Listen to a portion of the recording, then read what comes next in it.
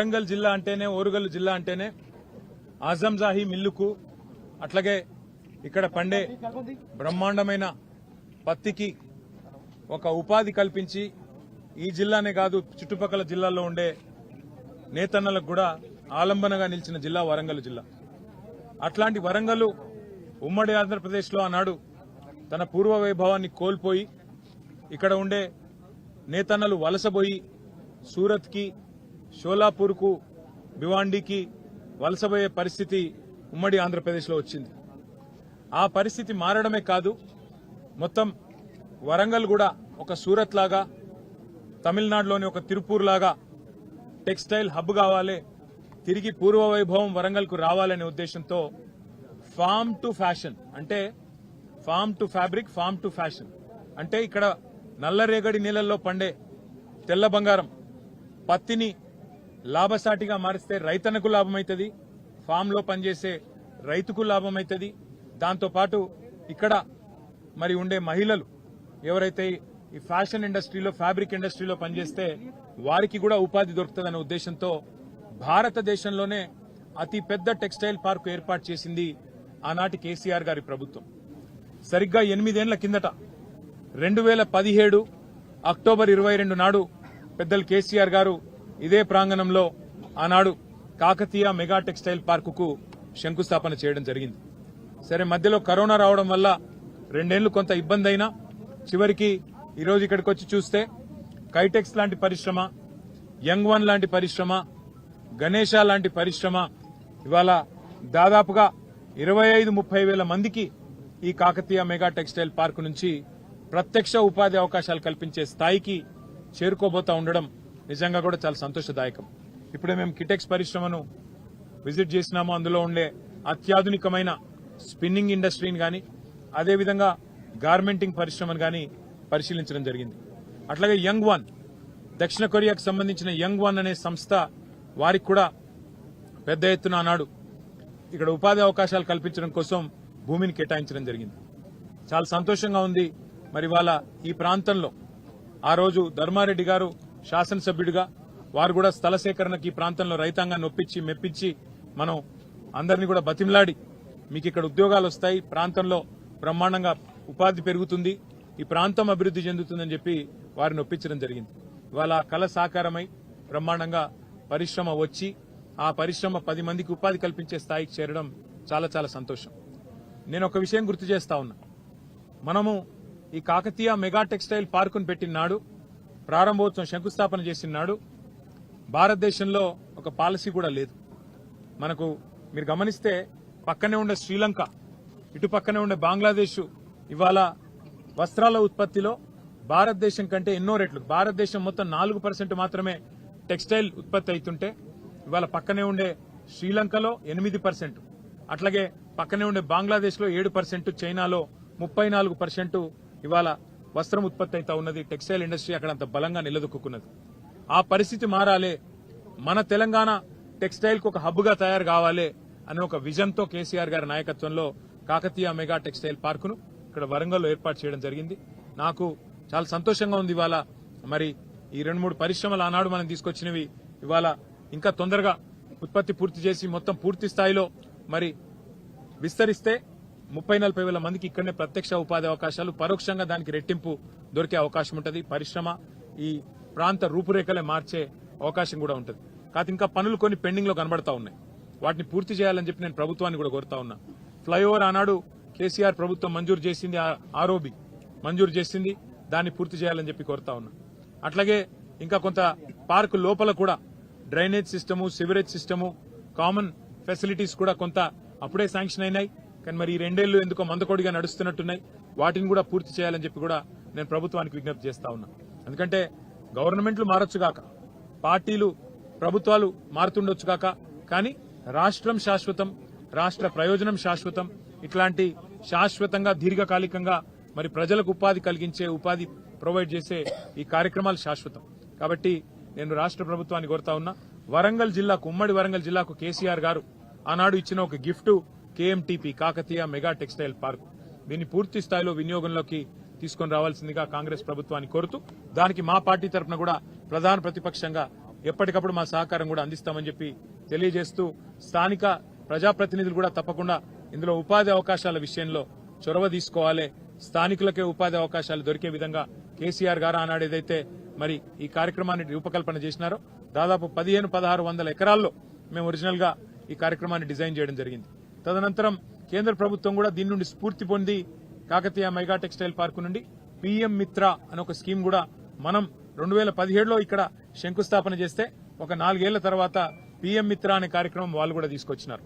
చాలా సంతోషం. ఇవాళ తెలంగాణ ఆచరిస్తుంది, దేశం అనుసరిస్తుంది అనే పద్ధతిలో what Telangana does today India does tomorrow అనే పద్ధతుల్లో మనం పెట్టిన కాకతీయ మెగా టెక్స్టైల్ పార్కు ఇవాళ భారతదేశానికి ఆదర్శంగా నిలబడడం చాలా చాలా సంతోషం.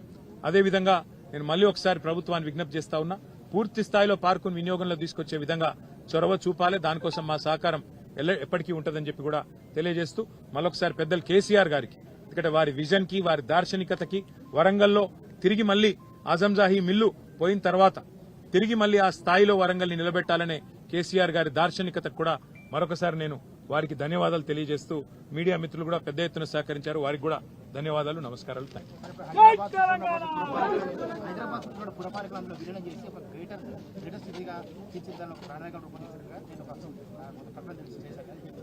ఇక్కడ పరిస్థితి ఏంటి అంటే కేసీఆర్ గారు ఉన్నప్పుడు 10 జిల్లాల తెలంగాణని 32 జిల్లాలుగా మార్చారు.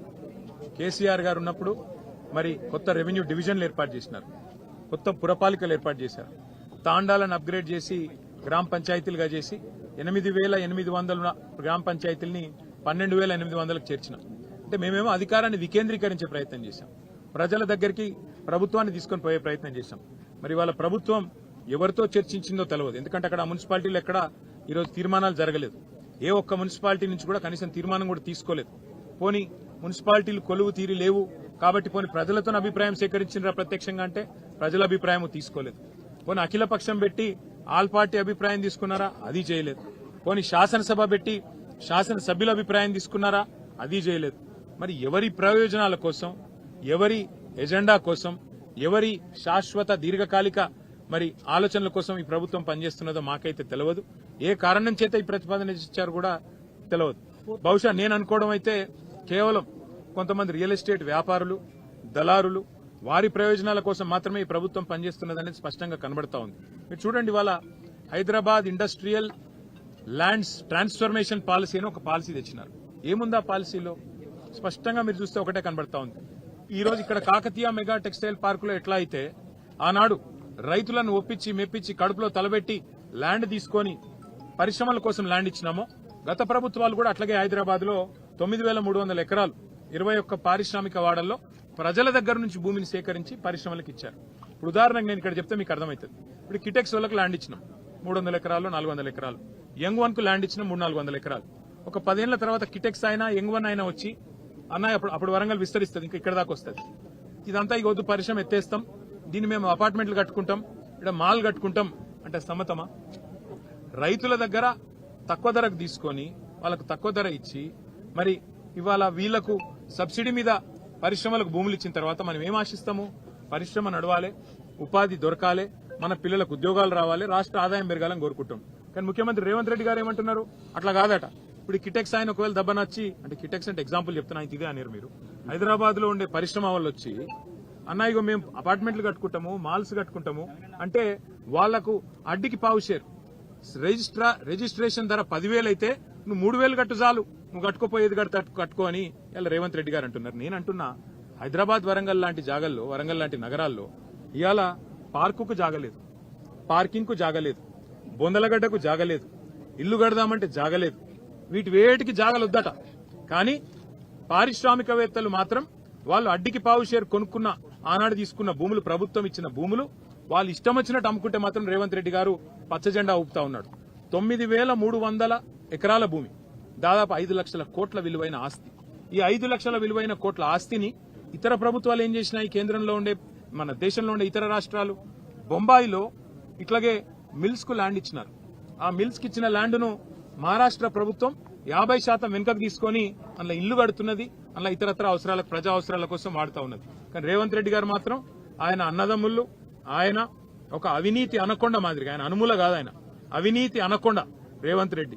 ఆ అవినీతి అనకొండ యొక్క విశ్వరూపం ఏంటంటే 5 లక్షల కోట్లు దొబ్బుకపోయేందుకు తెలంగాణ ప్రజల ఆస్తి ఇవాళ ఉద్దేశపూర్వకంగా పరిశ్రమలకు గత ప్రభుత్వాలు ఇచ్చిన భూములను ప్రైవేటు వ్యక్తులకు దారాదత్తం చేస్తూ ప్రైవేటు వ్యక్తుల చేతుల్లో ఇవాళ మాల్స్ కట్టుకోవడానికి, అపార్ట్మెంట్లు కట్టుకోవడానికి విశృంఖలంగా వేల కోట్ల రూపాయలు ఆయన అన్నదమ్ములు, ఆయన అనుయాయులు సంపాదించుకోవడానికి ఒక పచ్చజెండా ఇవాళ ఊపి HILTP పాలసీ పేరిట తీసుకొని వచ్చినాడు.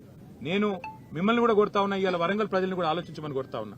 కాకతీయ మెగా టెక్స్టైల్ పార్కును గనక ఒకవేళ గతంలో రైతుల దగ్గర తీసుకున్న భూములు ఇవన్నీ కూడా సేమ్ హైదరాబాద్ ఎట్లా తీసుకున్నారు, ఇక్కడ అట్లే తీసుకున్నారు. ఇక్కడ కూడా దబ్బన మాల్స్, అపార్ట్మెంట్స్ కట్టుకున్నందుకు రిజిస్ట్రేషన్ ధరల 30% ఇస్తే వరంగల్ ప్రజలు ఒప్పుకుంటారా? కరెక్ట్ కాదు కదా. మేమనేది కూడా అదే. హైదరాబాద్ భూములు తెలంగాణ ప్రజల సొత్తు. హైదరాబాద్ పారిశ్రామిక వాడలు తెలంగాణ ప్రజల నుంచి తీసుకున్న భూములు. వాటిని ప్రజా ఉపయోగం కోసం వాడండి, ప్రజల అవసరాల కోసం వాడండి. వాటిని అవసరమైతే ఇప్పుడు నేను అడుగుతున్నా, మీరు పోయి నేను అపార్ట్మెంట్లు కట్టుకుంటా అంటే గవర్నమెంట్ ల్యాండ్ ఇస్తుందా? ఇయ్యదు కదా.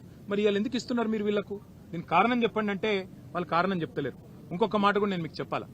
హైదరాబాద్ లోపల ఉండే కాలుష్య కారక పరిశ్రమలుంటే వాటిని ముఖ్యంగా ఫార్మా ఇండస్ట్రీని తరలించడానికే పెద్దలు కేసీఆర్ గారు ఫార్మా సిటీ అని పెట్టిండ్రు. కొత్త టెక్నాలజీతో కొత్త ప్రాంతంలో కాలుష్యం రాకుండా ఉన్న కాలుష్యాన్ని అరికడుతూ వాటిని అక్కడ తరలించి మరి ఇక్కడ ఉండే ఈ ల్యాండ్ను అవసరమైతే 50% గవర్నమెంట్ తీసుకోవాలనేది మా ప్రభుత్వం యొక్క గత ప్రభుత్వం యొక్క ఆలోచన. కానీ ఈ ప్రభుత్వం ఆలోచన ఏంది?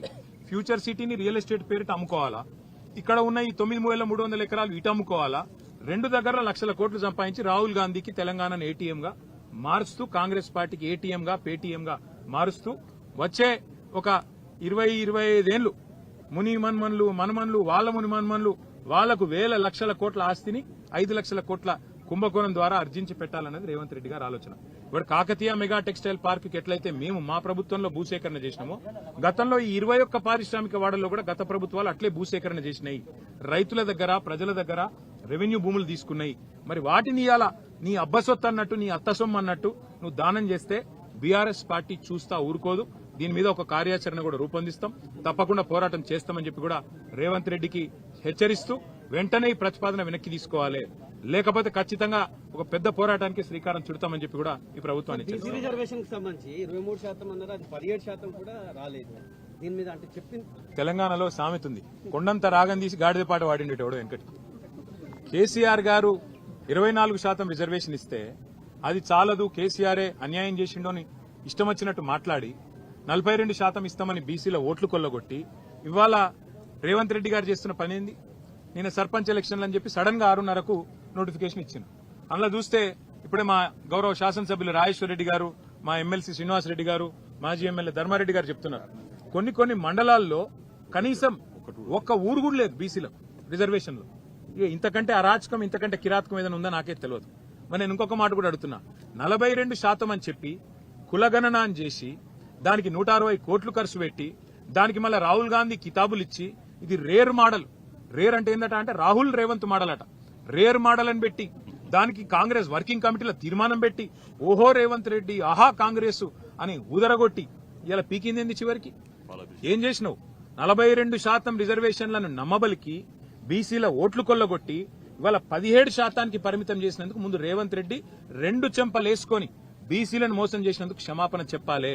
సర్పంచ్ ఎన్నికల్లో ఇవాళ ఏ అరాచకం అయితే చేస్తా ఉన్నారో, కొన్ని మండలాల్లోనే బీసీలకు స్థానం లేకుండా, రిజర్వేషన్ లేకుండా చేసి, కొన్ని జిల్లాల్లో కూడా లేకుండా చేసి దుర్మార్గం ఏదైతే ఈ ప్రభుత్వం చేస్తున్నదో దీనికి రాహుల్ గాంధీ క్షమాపణ చెప్పాలి. ఎందుకంటే బీహార్ ఎన్నికల్లో రాహుల్ గాంధీ అబద్దం చెప్పిండు, తెలంగాణలో మేము చేసేసినాం 42% ఇచ్చేసినాం అని బీహార్ ఎన్నికల్లో చెప్తాడు, ఢిల్లీలో చెప్తాడు. అందుకే తెలంగాణ గల్లీల్లో ఉండే మా బలహీన వర్గాల సోదరులకు నా ప్రార్థన, దయచేసి కాంగ్రెస్ పార్టీ మిమ్మల్ని ఏదైతే నమ్మించి గొంతు కోసిందో బుద్ధి చెప్పండి. ఇవాళ పార్టీ రహితంగా జరిగే ఎన్నికల్లో సిగ్గులేదు ముఖ్యమంత్రికి, మంత్రులకు. పార్టీ రహితంగా జరిగే ఎన్నికల్లో పార్టీ పరంగా రిజర్వేషన్లు ఇస్తారట. ఆ ఎన్నికల్లో పార్టీ గుర్తే లేకపోయా, అసొంటప్పుడు నువ్వు పార్టీ పరంగా రిజర్వేషన్లు ఆడికెళ్ళిస్తావు అంటే నమ్మితే ఇక ఎన్ని అబద్దాలు చెప్తారంటే వాళ్ళకు నిజంగా వాళ్ళ నోర్లకు మొక్కాలే. మళ్ళొక్కసారి ఇవాళ వీళ్ళ నిజరూపం బయటపడ్డది. వీళ్ళు ఇన్నాళ్లు బీసీల కోసం కార్చిన కన్నీళ్లు మొసలి కన్నీరు అన్నది బయటపడ్డది. కాబట్టి బీసీ సోదరులు, ముఖ్యంగా సోదరీమణులు, మీరే బుద్ధి చెప్పాలా ఈ దుర్మార్గమైన ప్రభుత్వానికి అని చెప్పి మేము విజ్ఞప్తి చేస్తూ, ఈ రకమైన మోసాన్ని ఏదైతే కొనసాగించే ప్రయత్నం ముఖ్యమంత్రి ఆయన మంత్రులు చేస్తా ఉన్నారో దీనికి తప్పకుండా తెలంగాణ సందర్భానుసారంగా కసిదీరా కాళోజీ నారాయణరావు గారు చెప్పినట్టు కసిదీర కాలం వచ్చినప్పుడు కాటేసి తీరుతుందనే మాట కూడా వారికి విజ్ఞప్తి చేస్తాం. Thank you.